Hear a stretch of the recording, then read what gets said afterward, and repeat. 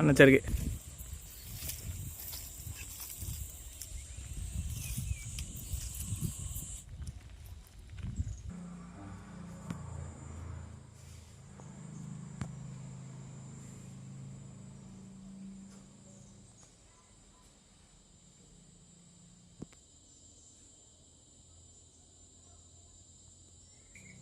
Welcome to Triveni TV.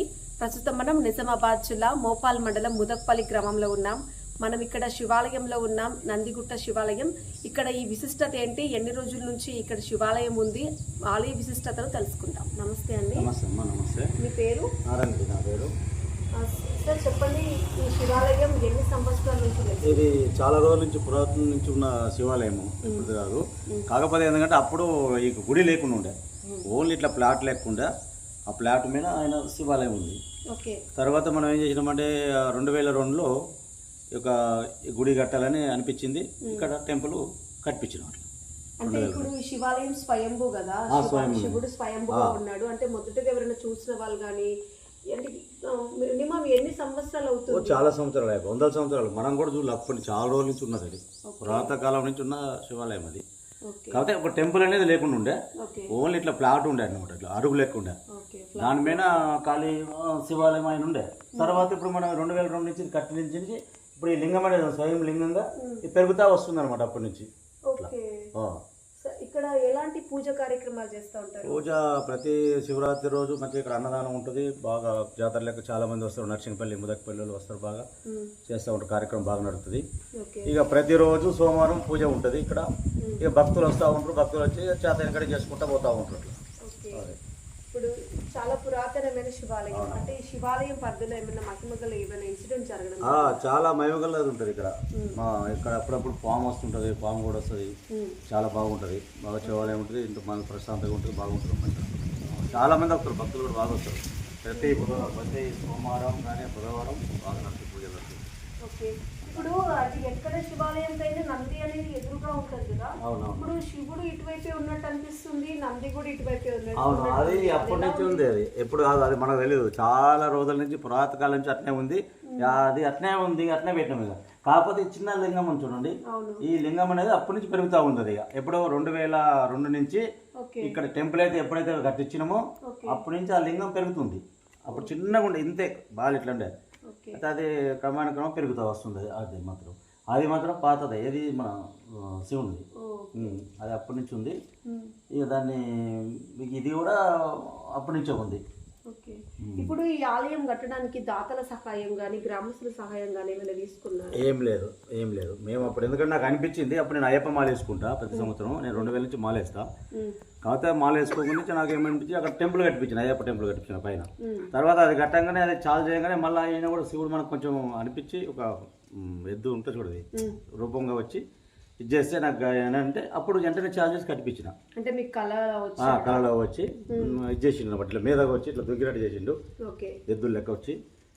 అయితే మనకు అనిపించింది, ఇంకా నేను టెంపుల్ కట్టిస్తున్నా కాబట్టి ఇది కూడా కట్టాలని చెప్పేసి అనిపించి చార్జ్ చేసి కట్టించినప్పుడు.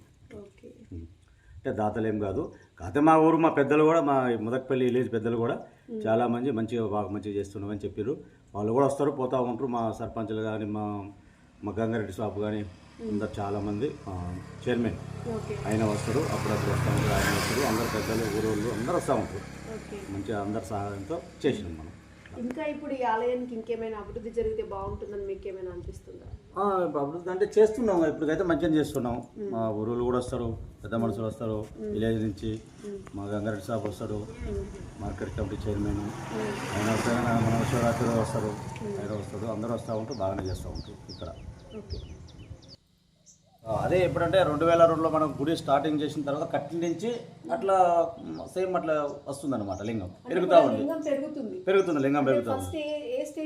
ఫస్ట్ అసలు అప్పుడైతే 2002 ఏమి లేకుండా ఉండే, అప్పుడు అక్కడ లేకుండా ఉండే, అదే ఉండే మామూలు లింగం, అదే మన నంది ఉండే.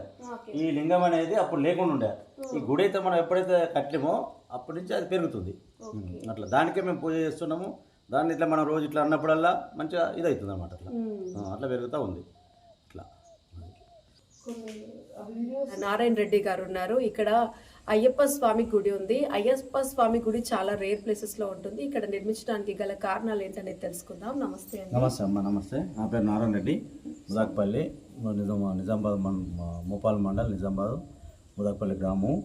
కాకపోతే ఇక్కడ ఎందుకంటే అయ్యప్ప టెంపుల్ చాలా ప్రశాంతంగా ఉంటుందని చెప్పేసి నేను 2000 నుంచి మాల వేసుకుంటా. నాకు 26 సంవత్సరాలు పూర్తిగా కంటిన్యూగా నేను వేస్తా అప్పటి నుంచి మాల ఇప్పుడు దాకా ప్రతి సంవత్సరం. అయితే నేను 2002లో మాల వేసుకున్నా. 2000లో మాల వేసుకున్నా. 2002లో ఇక్కడ గుడి నిర్మించడం జరిగింది. అంటే ఇక్కడ బాగా ప్రశాంతంగా ఉంటుంది, గుట్ట ఉంది, టెంపుల్ బాగా ఇదంతా జాగా ఉంది, బాగుంది, గుట్ట మీద ఉందని చెప్పేసి ఇక్కడ నిర్ణయించి చేసినాం అనమాట. అప్పుడు ప్రదర్శన చేపించి 2002లో ప్రదర్శన చేసి గుడి కట్టించాము. అయితే అప్పుడు మా ఊరికి కూడా కొంతమంది అంటే మామూలుగా ఇట్లా చేద్దామని అనుకొని చేపించిన. మా market committee chairman Gangareddy sir కూడా ఆయన కూడా కొంచెం చేసిండు మనకి. కరెంటుది కానీ ఇది కానీ అది కానీ చేయించుకున్నాం. చేసి ఇక టెంపుల్ కట్టించిన.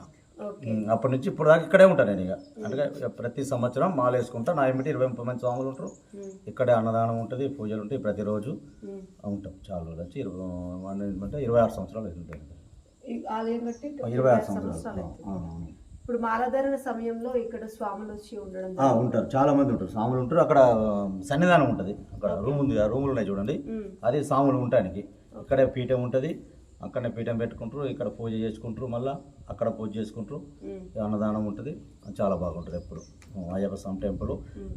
పూర్తిగా 2 నెలల దాకా ఇక్కడనే భక్తులు బాగా వస్తారు.